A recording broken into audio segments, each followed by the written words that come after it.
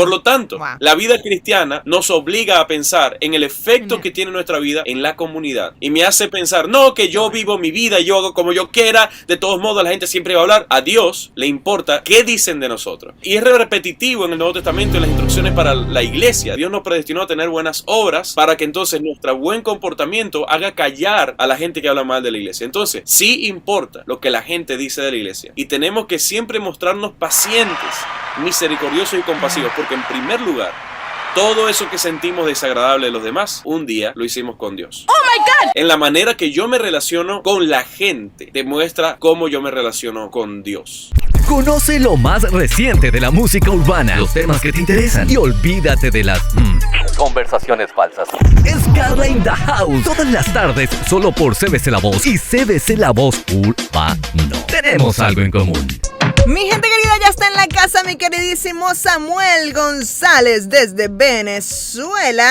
Y los micrófonos son tuyos, my friend, porque continuamos con nuestra serie de disciplinas espirituales y hoy vamos a estar hablando de la generosidad y de la gentileza, que quizás no significan la misma historia. Así que yo voy a dejar que el experto aquí en la casa hable, porque hay muchas cosas que dicen por allí acerca de la gentileza. Pero quizás sería bueno definir esta palabra para poder comenzar a desarrollar esta disciplina espiritual que forma parte de nuestra serie de ya casi 7, 8 capítulos y queremos que tú seas parte. Así que Samuel, bienvenido a la casa y los micrófonos son tuyos. Hola Carla, saludos a todos. Espero se encuentren muy bien y hayan tenido la oportunidad de ser amables con alguien el día de hoy. Yay. Porque el mundo es sumamente áspero y ni hablemos de las redes sociales, ¿verdad? Oh my Que God. terminan siendo un caldero Sí. de acidez.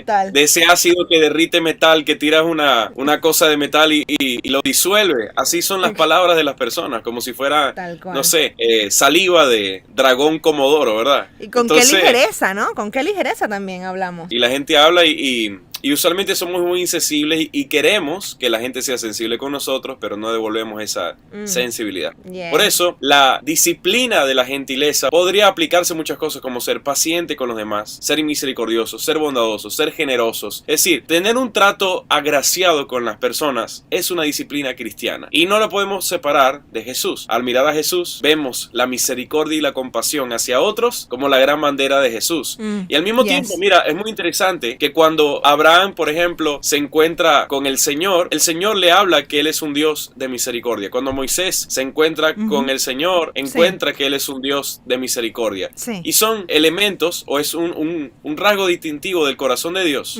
que va junto a su nombre. Él dice en la palabra que Él es Yahvé, el Dios de la misericordia y de la compasión. Wow. Por lo tanto, cuando Dios se presenta, dice, hola, mucho gusto, soy Yahvé. Yo soy el Dios de la misericordia.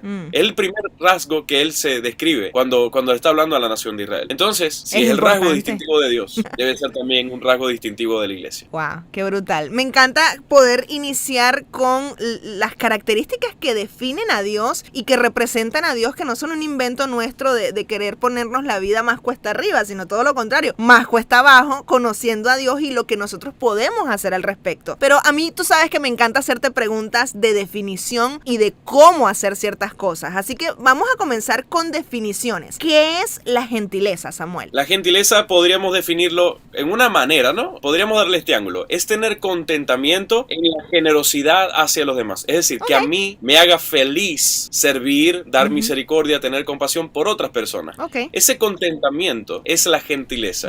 No solamente, como dice también la palabra, que hay mucho provecho en hacer justicia, pero mejor si la justicia viene acompañada de contentamiento. Y la gentileza, no solamente hacer justicia, sino hacer todo buen acto justo, todo acto bueno, pero con la alegría. Eso es ser gentiles, porque estamos disfrutando, hay deleite en hacer algo correcto. También puede ser misericordiosos o clementes cuando alguien nos tenga una falta. Es decir, cuando alguien nos haga algo malo, nos haga un daño, nosotros seamos compasivos, comprensivos también. También puede ser, por ejemplo, tener paciencia cuando alguien hace alguna injusticia con otros y seamos también pacientes ante esa injusticia. O también abarcar con gracia cualquier mala actitud de alguna persona. Eso es ser personas gentiles. Oye, Podría ser una me gusta porque está muy completo. De hecho, en la iglesia hay varios términos que se se usan para definirnos o para quizás ayudarnos a ubicarnos en cómo podemos vivir la iglesia. Y a mí hay un término que me llama muchísimo la atención, porque tú sabes que a mí me encanta traerte esas frases de calle que dicen por allí.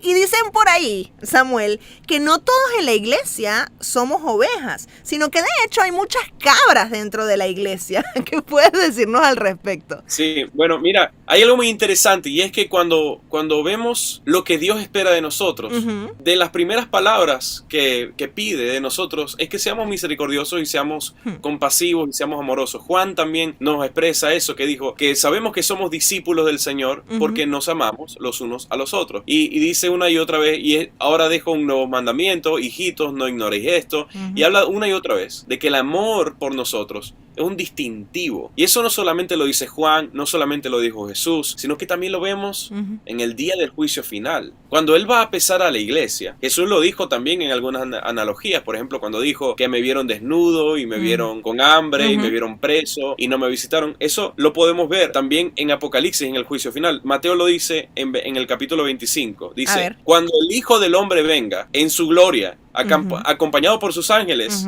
entonces se sentará en el trono, se reunirán todas las naciones y Él separará a la gente como un pastor separa ovejas de cabra.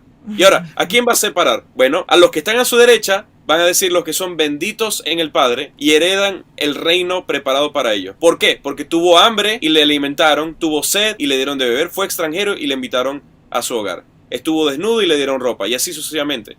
Y esas personas van a decir, Señor, ¿en qué momento tuviste hambre? ¿Y en qué momento tuviste sed? Y Él dijo, cada vez que vieron un extranjero, cada vez que sirvieron a alguien, cada vez que hicieron estas cosas al más insignificante, me le hicieron a mí. Entonces, Él va a separar ovejas y cabras, no por la teología, no por qué tanto iban, digamos, al domingo, sino el rasgo distintivo en el día del juicio va a ser la misericordia que Dios ve que hicimos. Esto es algo impresionante, porque Él va a separar a los suyos por los que reflejaron también su misericordia. Entonces, hay muchas cosas que podríamos poner en primer lugar en los atributos de un cristiano, pero este es un recordatorio que el primero que va a pedir en el día del juicio no es otro, sino la compasión y la misericordia, la gentileza.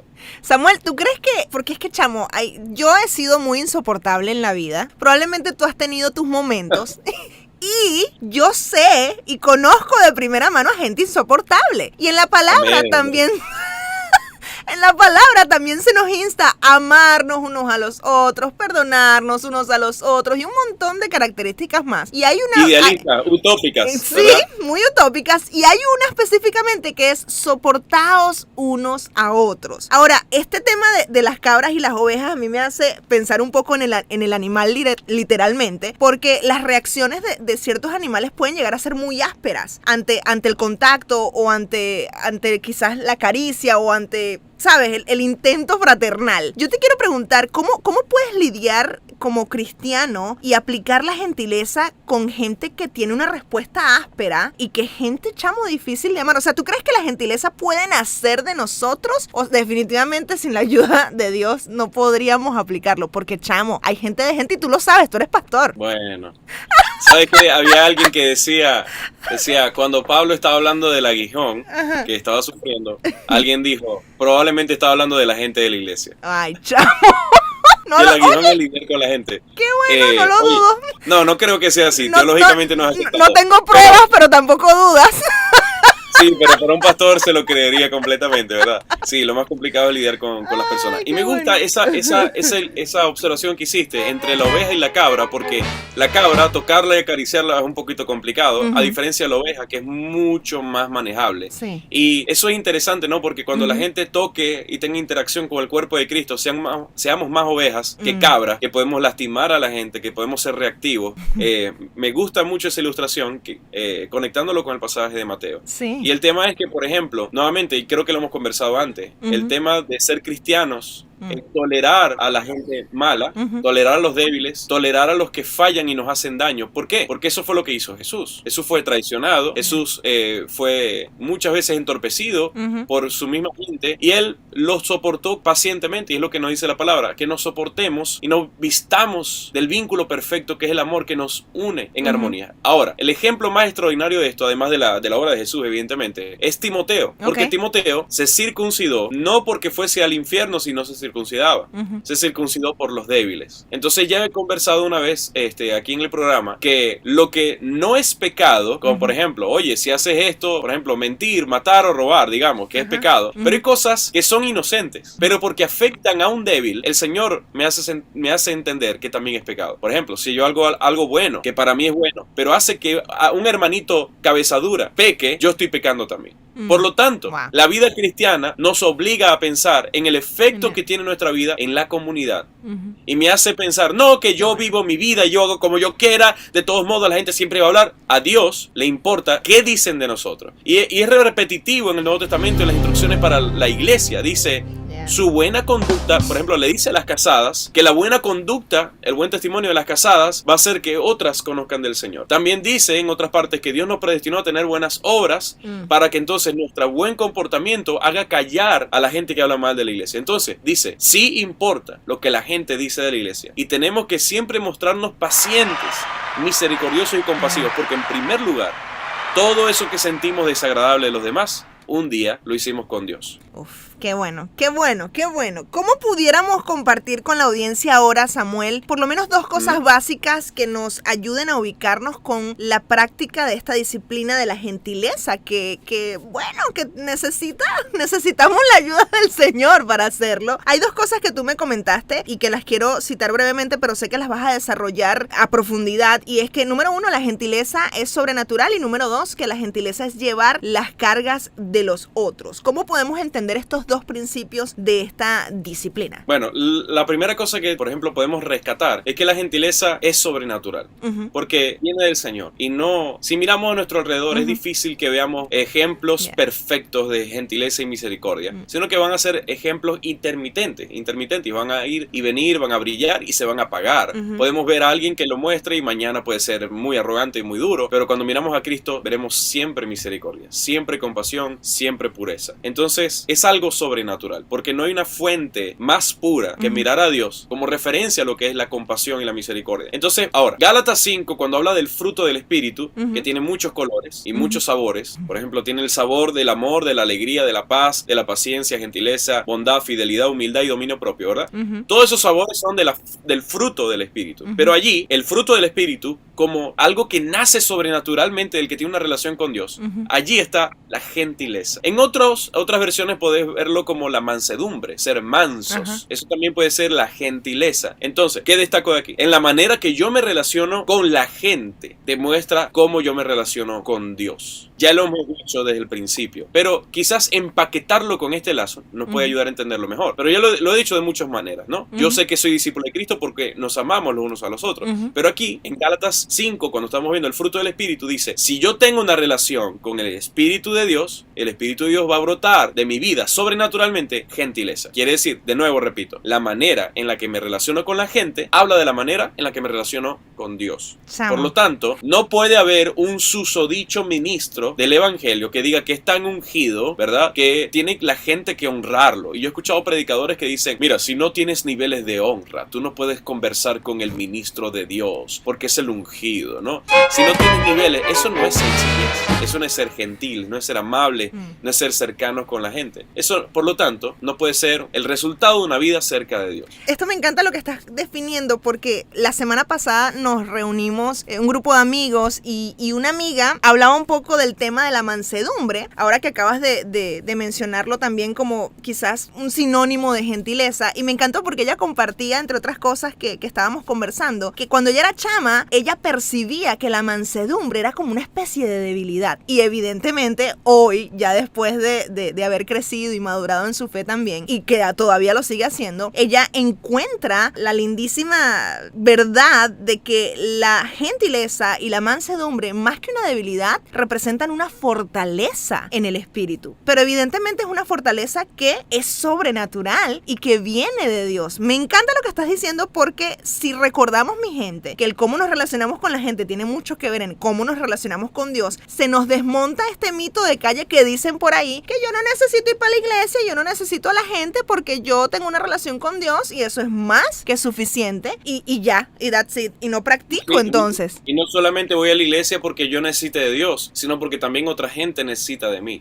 Qué bueno. No, claro, aplausos. porque yo tengo que ir con un espíritu también servicial y levantar a mis hermanos. No solamente que me van a dar a mí, sino también que voy a dar yo y que voy a aportar a la comunidad. Total. Entonces, mira, hay gente que conozco que, por ejemplo, cuando tienen dones, usan los dones que el Señor les dio para su beneficio personal y todo el mundo, todos podemos caer en esto, ¿no? Todo el que no sirve a la iglesia, a su comunidad y al evangelio, con sus dones, de una forma de contentamiento por lo que hace, tienes un problema, de verdad. Porque eso puede aplicar con el predicador, con el que tiene algún don sobrenatural, digamos que ora por los enfermos y se sanan, o porque tiene una palabra especial de Dios, de sabiduría, o lo que sea, o también el que canta especialmente, yo qué sé, cualquier don que tú tengas. Tenemos el problema que cuando se sirve de forma selectiva y se sirve esperando que haya algo a cambio y que esto abra puertas, plataformas y oportunidades. Por lo tanto, ves una iglesia que no es gentil, ni es mansa, ni es sencilla, porque todo lo que hace, lo hace internamente, como un pequeño trueque. Entonces se sirve selectivamente y nadie entonces va a entender que alguien pueda amar selectivamente, porque nadie ama selectivamente, se ama y ya. Por lo tanto, la gentileza funciona igual. Si yo sirvo, serviré a los grandes y serviré a los pequeños. Y si Dios me dio un don, es para servir a los grandes y que sean los pequeños. Yo puedo predicar aquí, yo no sé cuánta gente me escucha, pero con la misma honra puedo meterme dentro del barrio y hablar con 5 personas y para mí será igual de importante, porque da igual, porque Dios me está dando la oportunidad de servir. Gálatas 6, mismo libro, misma carta a los Gálatas, ¿no?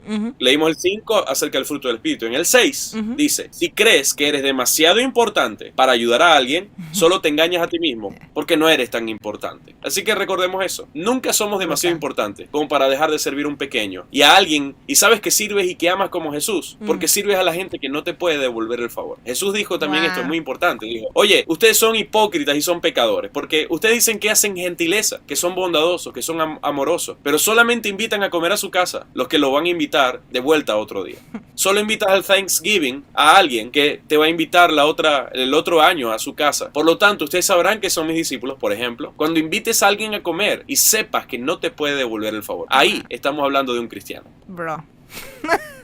No, me encanta. Hay algo que tú me comentaste sobre este tema de la gentileza, que es algo sobrenatural. Hay muchas analogías con el tema del agua, los ríos, y hay muchas cosas que decir al respecto. En la Biblia se usa muchísimo este elemento. Pero en este tema de la gentileza, nosotros podemos usar esta imagen del río como parte de la práctica de la gentileza. O sea, todos podemos ser como un río. Samuel, explícale un poco esto a la gente. Yo le enseñaba a la iglesia, por ejemplo, que el cristiano es como el río. De hecho, en el Apocalipsis, la visión del trono de Dios, debajo hay un río. Quiere decir, habla de la energía de Dios, habla de la constante renovación de Dios, el constante movimiento y acción de Dios. Dios no está estancado, Dios no es un lago, Dios está en movimiento, es un río. Y la iglesia debe funcionar así. Pero si seguimos en esta ilustración, no importa cuánta porquería yo le eche a un río, siempre agua nueva va a surgir. Jesús le dijo estas palabras a la mujer samaritana: el que crea en mí, de su interior saltarán ríos para vida eterna, aguas saltarán de vida eterna. Entonces, así funciona, es un constante movimiento de Dios y eso me hace avanzar. No importa cuánto me tiren, me hagan daño, cuánta porquería me lancen, el río siempre va a limpiarse. El río siempre se va a ver exactamente igual, porque lo que le tires se lo va a llevar y agua nueva va a venir. Y así funciona el Espíritu Santo dentro de nosotros. Bueno. No importa cuánto daño alguien quiera hacerte, siempre renovará tu corazón. Entonces, eso es lo que dice 1 Corintios 4. Bendigan a los que los maldicen, sean pacientes con quienes los maltratan. Respondan con gentileza cuando digan cosas malas de ustedes. Aún así, se nos trata como basura en el mundo, como el desperdicio de todos, hasta este preciso momento. Pero debemos responder como Cristo lo haría. Entonces, el amor es como el río. Dijo Crystal Middlemas. Dijo, el amor es como el río. Abrirá un nuevo camino cada vez que encuentre un obstáculo. Entonces no importa cuántos obstáculos o cosas nos lancen, si somos como el río de Dios para el mundo que tanto lo necesita, siempre encontraremos abrir un paso por cada obstáculo que nos pongan y encontraremos la forma de en su gracia renovarnos para siempre estar limpios. Qué bueno, chamo, no, qué bueno. Nos quedan 5 minutos, Samuel, pero yo sé que en 5 minutos es más que suficiente para hablar de algo que tiene que ver con los unos a los otros. Este tema de llevar las cargas los unos de los otros, ayudarnos los unos a los otros, perdonarnos los unos a los otros, soportarnos los unos a los otros, significa que con gentileza nosotros podemos ayudar a otro a llevar sus cargas. ¿Cómo funciona este principio acerca de la gentileza? Sí, la gentileza es llevar las cargas de mis hermanos. Y yo creo que hace falta mucho que la iglesia se ponga en eso, porque como tú dices, una de las falacias, ¿no?, de que no me voy a congregar, y esto es muy importante, por favor, escuche bien, si puede. La gente va a la iglesia porque quiere recibir, pero en verdad vamos a la iglesia también a levantar, vamos a dar, ¿no? Vamos a sostener. Entonces, si yo pienso que voy a la iglesia a servir, pero digamos, de una forma artificial, ¿no? Haciendo cosas, pero no haciendo relaciones con la gente. Entonces pierdo el sentido de la iglesia, porque la iglesia no es hacer cosas, la iglesia es hacer relaciones con la gente. Por ejemplo, si yo soy músico y voy a la iglesia y toco un instrumento, muy bien, yo adoro a Dios, pero eso no me relaciona con la iglesia. Y eso no me hace llevar necesariamente como que, de un sentido puro, las cargas de los demás. Y yo motivo a todos los líderes de la iglesia que no solamente se desempeñen en áreas técnicas, porque muy bien, yo puedo pagarle a alguien que no es de la iglesia para que haga áreas técnicas, pero no puedo pagarle a un cristiano porque ame y porque lleve la carga de otros. Entonces, todo el mundo en la iglesia, sin importar el área técnica que maneje, digamos, banda, multimedia, fotografía, atención al público, no importa lo que tú hagas, le pido que tengan un corazón pastoral. ¿Qué es un corazón pastoral? Bueno, es un corazón que se carga por lo que el otro carga. Yo sumo a mi vida las cargas de mis hermanos para que todos podamos compartirlas y no sentirnos solos en nuestra carrera espiritual. ¿Qué es esto? Bueno, de la gente que te rodea en la iglesia, no seas un mezquino espiritual, ¿verdad? Y de la gente que te rodea, tú digas, ¿cómo puedo ayudar a mis hermanos a que tengan una vida más sencilla? Porque el pensamiento que no es cristiano, el pensamiento que es Judas, ¿verdad?, quiere tomar a Jesús como su rey salvador personal, político, un rey bélico. Pero Jesús dijo, yo vine a servir. Entonces, imitar a Jesús no es ir a la iglesia para que Dios sea el Dios que me defiende a mí y lucha mis batallas, sino más bien entender que el llamado de Dios es que yo luche las batallas de Dios y luche las batallas de mis hermanos. Si voy a la iglesia, voy a luchar las batallas de otros también. Voy a orar por otros, no por mis peticiones, sino a orar por ayudar a otros. Y eso cambiará la iglesia. Esto es saber quiénes son los amigos de mis amigos. Saber quiénes son la gente que le da dolor de cabeza a mis hermanos. Saber cuáles son sus pruebas y tentaciones, que le da alegría y que le carga. Y saber que esa persona no va a estar sola, porque yo le acompañaré. Qué brutal. Hay algo que me encanta de lo que estás diciendo, porque me recuerda a lo que estoy aprendiendo en mi iglesia, Coastal Community Church. Y nosotros siempre decimos como lema de la cultura que tratamos de crear dentro de nuestra comunidad de fe, y es We Do Life Together. Lo cual para mí se asemeja demasiado a esto que me estás explicando, which is awesome, me hace muy feliz. Pero además quería compartirte mientras te estaba escuchando, que este fin de semana descubrí una nueva serie que se llama New Amsterdam, creo que se llama así. Sí, claro, yo lo vi. Chamo, el primer capítulo lo vi y me encantó. Y una de las cosas que hace este nuevo director.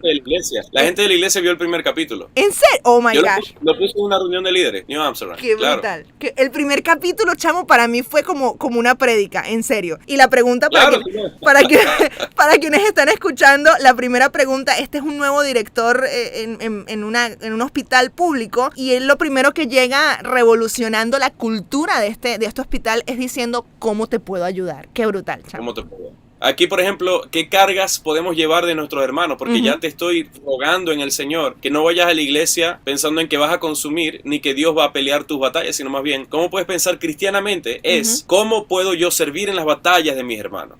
¿Cómo puedo yo ser instrumento de Dios para ayudar a otros y para hacer gracia y misericordia para otros?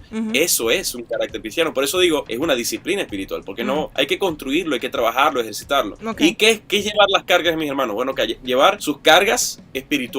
Llevar las cargas incluso de cómo luchan con el pecado y con la carne. Llevar sus cargas emocionales. Ayudarles a llevar sus cargas económicas, entre otras cosas. Y el último consejo que puedo dar es que seamos antiinflamatorios. Seamos gente ibuprofeno.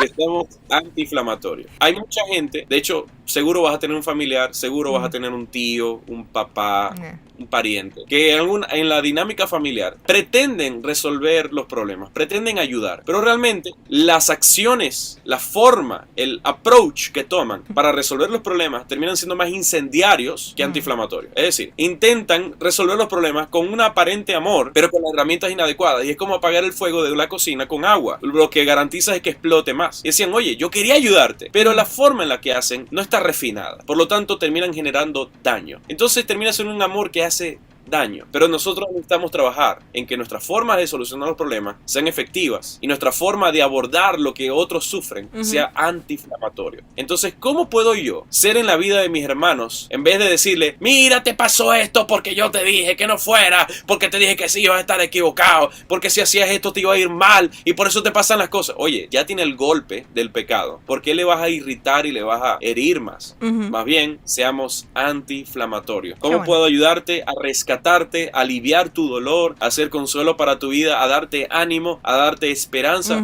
Es el trabajo de la iglesia. Así que cuando vayas a meterte un problema, evalúa si lo estás haciendo más grande o lo haces más pequeño. Evalúa si la gente se va con esperanza o se van reprimidos y cansados luego de escucharte. Evalúa si las cosas de verdad están mejorando o solamente estás alargando y prolongando el sufrimiento. Seamos como Jesús. Ahí está, mi gente. Samuel habla, @Samuel habla en las redes sociales, en Carla in the House. Gracias, amigo, por estar en la casa.